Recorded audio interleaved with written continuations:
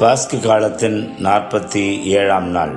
வாக்கு. இன்றைய நற்செய்தியில இயேசு ஆண்டவர் சீமோன் பேதுருவிடம், என்னை நீ அன்பு செய்கிறாயா என்று சொல்லி 3 முறை கேட்கிறார்.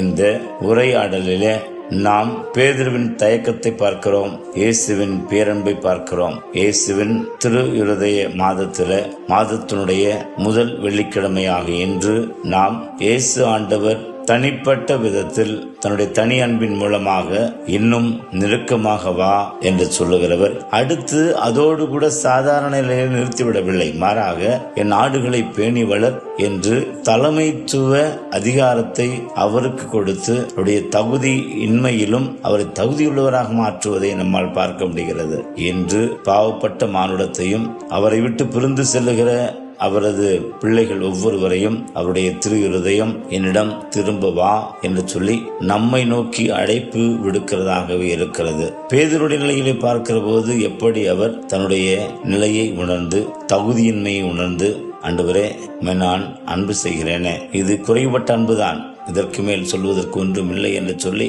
தன்னையே மீண்டுமாக அவர் அர்ப்பணிக்கிறார். இயேசு ஆண்டவர் அதை தனக்கு உகந்ததாக ஏற்றுக்கொள்ளுகிறார். இன்று நம்முடைய வாழ்வில் இப்படித்தான் நாம் வழிபடுகிற நம்முடைய கடவுளுக்கும் நமக்குமான நெருக்கமும் உறவும் இருக்கிறது என்பதை புரிந்து கொண்டு, இதுபோன்று வாய்ப்புகளை, அதுவும் இந்த மாதத்தில் இயேசு தன்னுடைய திருஹிருதயத்தின் முழு அன்பையும் கரிசனையும் பேரிரக்கத்தையும் நமக்கு கொடுக்கிற வேளையில் அதை புரிந்து கொண்டு இன்னும் அவருக்கு நெருக்கமாக நாம் செல்லவும், நம்முடைய அர்ப்பணிப்பை புதுப்பித்துக் கொள்ளவும் ஒவ்வொருவரும் முயற்சித்தால் சிறப்பாக இருக்கும். வினாக்களாக, என்னை பார்த்து இயேசு ஆண்டவர் என்னை நேசிக்கின்றாயா என்று கேட்டால் நாம் சொல்லுகின்ற பதில் என்னவாக இருக்கும்? அடுத்து, இயேசுவின் மீதான எனது அன்பும் நம்பிக்கையும் என் நிலையிலும் அசைவுறாது இருக்கும்படி நான் வாழ்கிறேனா என்று சிந்திப்போம்.